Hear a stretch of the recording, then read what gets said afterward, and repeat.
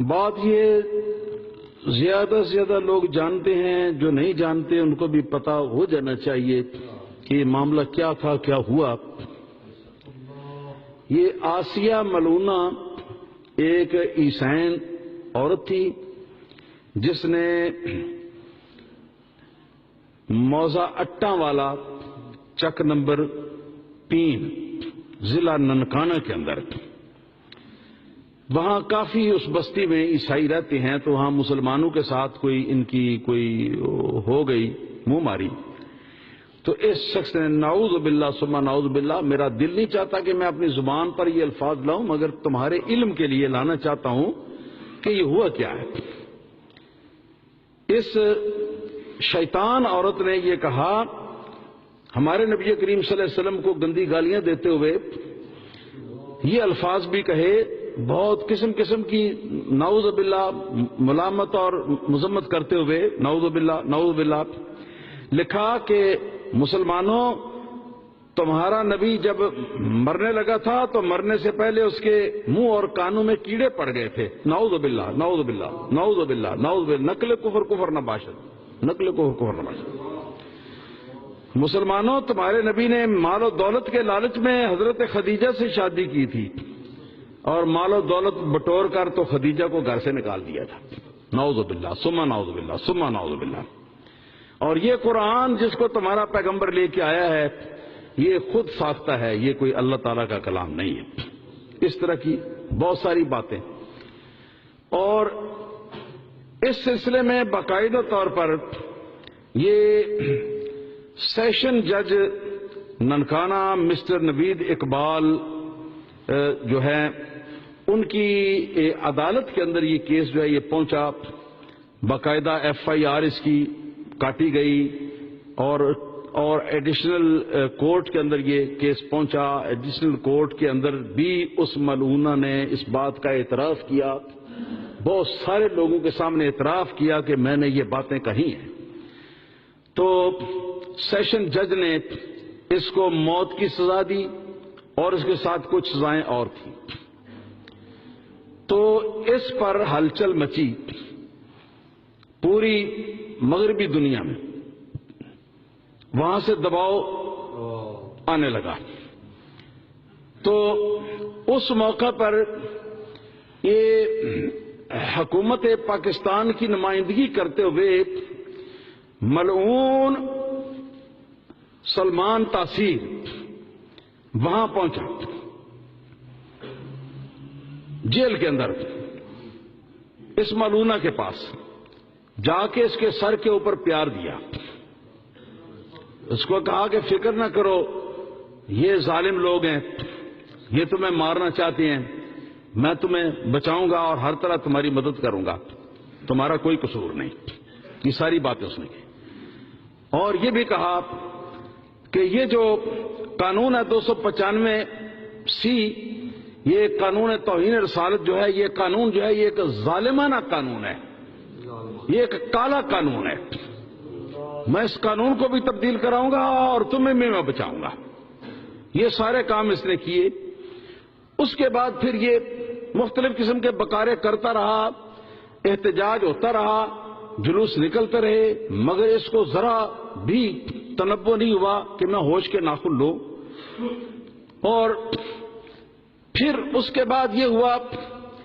کہ باقاعدہ طور پر غازی ممتاز حسین شہید، جو کہ اس کے محافظین کی جو گروپ تھا فورس کا، اس کے اندر ایک تھا، تو اس کے ساتھ بھی بات ہوئی، جیسا کہ اس سے سکہ ذرائع سے معلوم ہے کہ اس نے ایک گورنر سے کہا کہ جناب آپ جس طرح کی باتیں کر رہے ہیں یہ آپ کو زیب نہیں دیتی، یہ ہمارے نبی کا معاملہ ہے، ہمارے رسول کا معاملہ ہے، تو آپ اس قسم کی باتیں جو ہیں وہ نہ کیا کریں اور ان پر تھوڑا سا آپ افسوس کا اظہار کر دیں تاکہ ہمارے لیے کچھ تھوڑا سا کوئی راستہ بن جائے۔ مگر اس نے پھر اس موقع پر بہت بکارے کیے دین اسلام کو بھی، اور جو قانون تھا ناموس رسالت کا اس کو بھی۔ تو اس پر پھر باقاعدہ طور پر بغیر کسی وقتی اشتعال کے باقاعدہ سوچے سمجھے فیصلے کے مطابق، باقاعدہ ہوش و حواس قائم ہوتے ہوئے، کوئی جلد بازی میں نہیں، پھر غازی ممتاز حسین قادری نے اس کو ڈھیر کر دیا۔ یہ تھا معاملہ، اور اس معاملے پر پھر یہ کہ یہ معاملہ بالکل اسی طرح کا تھا جس طرح کے کیا نام ہے وہ غازی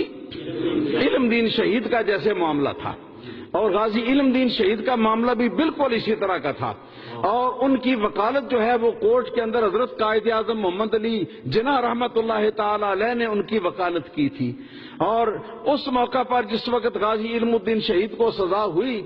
یہ کہتے رہے کہ آپ ایک مرتبہ کورٹ کے اندر جا کے کہہ دیں کہ میں نے یہ کام نہیں کیا، ہم تم کو بچا لیں گے۔ انہوں نے کہا کہ ایک ہی تو کام مجھ سے دنیا میں ہوا ہے،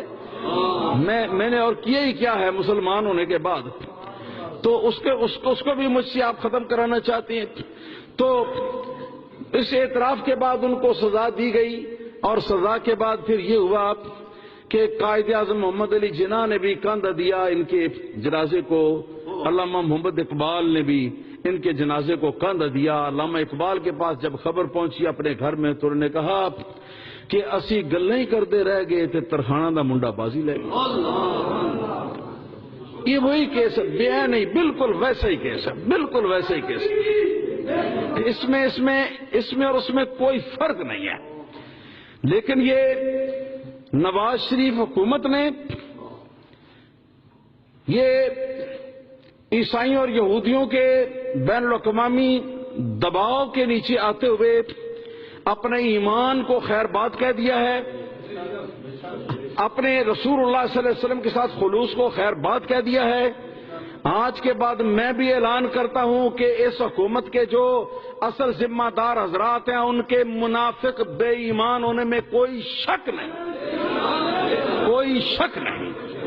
اور مسلمانوں پر فرض ہے کہ ان عالم کفر کے نمائندوں اور عالم کفر کے جو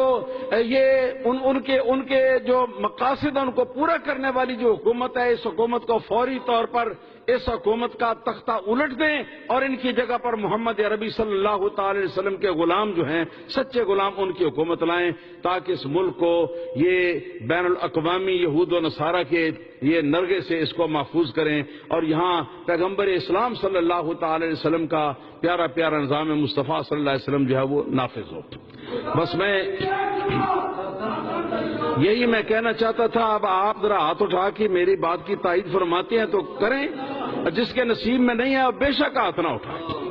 انشاءاللہ قیامت کے دن پتہ چل جائے گا، رسول اللہ صلی اللہ علیہ وسلم کی بارگاہ میں پہنچیں گے تو پتہ چل جائے گا، پھر اس دن آکڑ تے مغروری نکل جائے گی تیری